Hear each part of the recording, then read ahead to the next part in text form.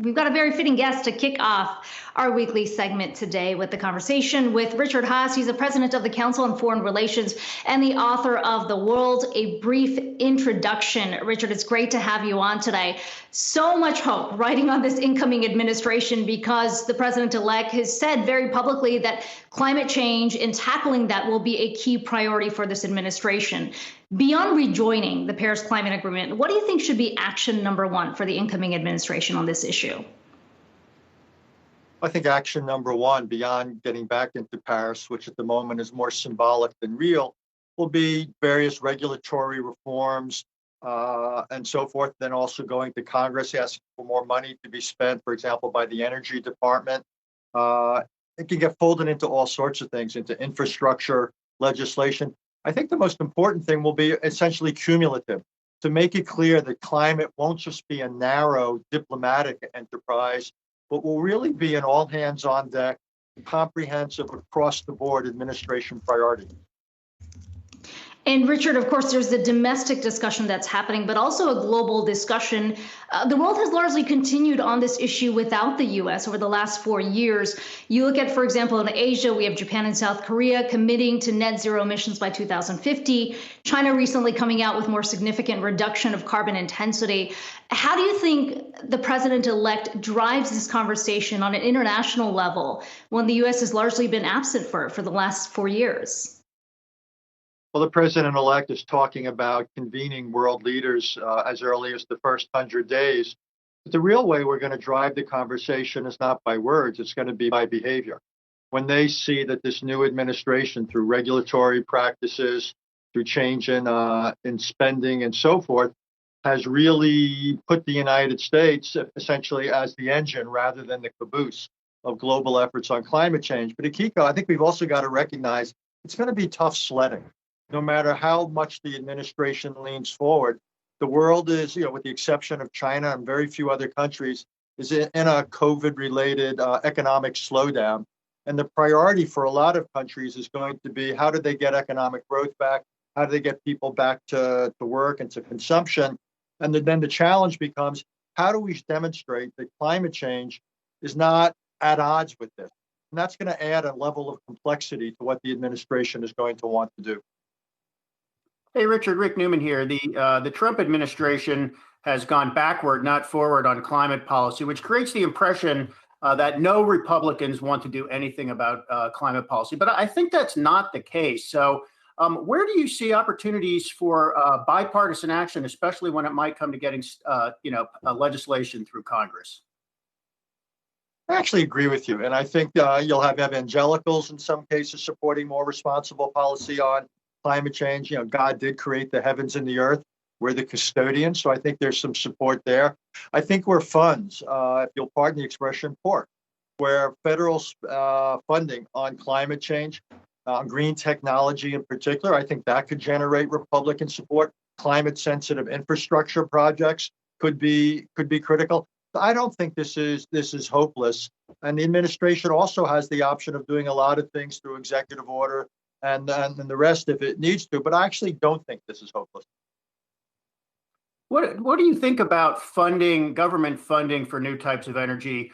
Many people who've been following this for a while remember Solyndra, which was one bet that went wrong, but there were a lot of incentives that actually worked. I mean, you have to accept a risk of failure if you're going to fund some of these new technologies. Is that a political problem or not necessarily? There'll be some, but I think to the extent the administration emphasizes basic research, they'll be fine. The United States now is not spending at historic post-World War II levels of basic research. We need to increase by at least 50%.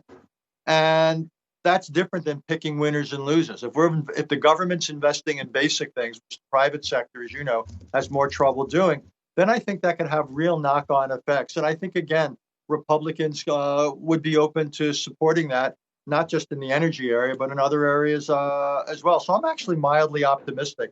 Again, green technology will be job generating in the short run, and that's got to be a priority.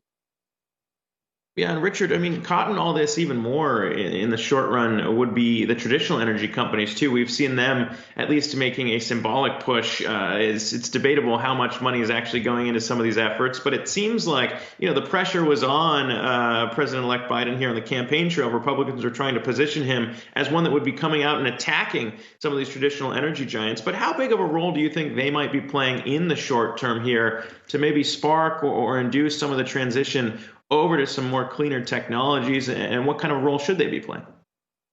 I actually agree with you 100%. I think the private sector is a real partner in this. Those at the manufacturing side, automobiles, appliances, and the rest, they have every incentive market-wise to produce things that are less energy intense.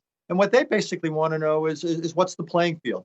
They want a degree of predictability. Once they have that, they will do just fine. And I think energy companies are increasingly going to come under pressure from shareholders and others to move into a more diverse mix of energy sources, and that's also where the future is. You don't need to be a weatherman to see which way the wind is blowing there. And I'm not talking about wind power, but that's the future. And I think oil companies will increasingly become energy companies, and I think they will be willing participants in that. Richard, beyond climate and energy, of course, there's going to be a lot of questions about how the Biden administration approaches its relationship with China. And when you look at the last few months, we've seen a lot of activity coming out of China, whether it is the signing of RCEP, that agreement with 14 Asian countries. You also have the investment deal that China recently signed with Europe. How do you view these moves? Is this intended to sort of box out an administration that's been very vocal about building an alliance against China? And how much leverage do you think a Biden administration actually has after what has preceded it over the last 4 years in terms of U.S.-China relations? Look, the way you describe it, Akiko, is exactly right. China's scored some real gains here. And the administration, I fear, is in some ways going to limit itself. I don't see us getting into the Trans-Pacific Trade Agreement, the CPTPP. I don't see them having the political consensus to do that. I'm not even sure trade is going to be at the forefront of what they're going to do. The Europeans, if you will, went their own way. China joined RCEP, is talking about getting into the Trans-Pacific Partnership.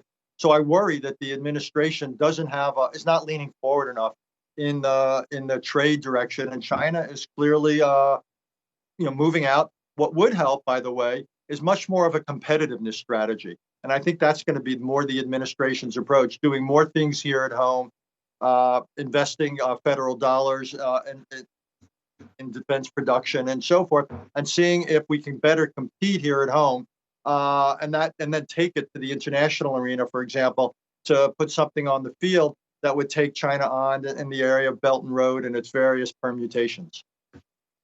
Richard, if you could just go a step further on that, should the United States make climate issues a priority with regard to its approach toward China, or make trade the priority and hope that climate issues follow behind that? I would not make climate a priority with China. To get China to be more responsible on climate is not a favor they would do for us. I want them to face global pressure economically and diplomatically to do that, also domestic pressure to be more responsible. We ought to put our pressure on China on how it treats its own people, on how it acts strategically, on how it acts in the realm of trade, if you will, a more traditional agenda.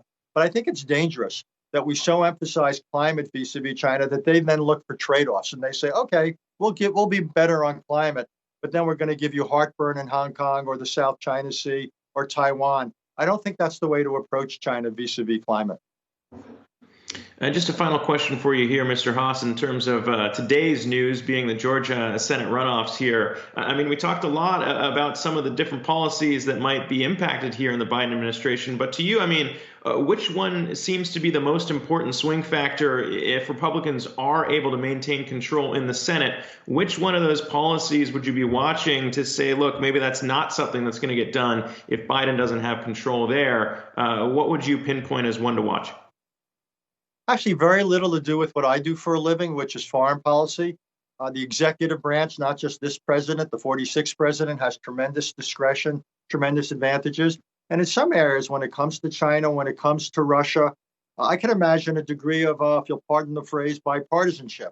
Be much more difficult, though, with Iran. That might be the one big sticking point when it comes to Congress in the short run. But in most areas of foreign policy, I think the president will enjoy a lot of latitude, regardless of the consequences of Georgia for the Senate. I think it's much more significant when it comes to domestic policy, everything from appointments at the judicial level to the cabinet, to obviously spending, taxation, fiscal policy, and so forth. There's certainly a lot riding on those two Senate runout races. I know you'll be watching that one very closely. Richard Haass, it's always good to talk to you, the president of the Council on Foreign Relations and author of The World, A Brief Introduction. Thank you.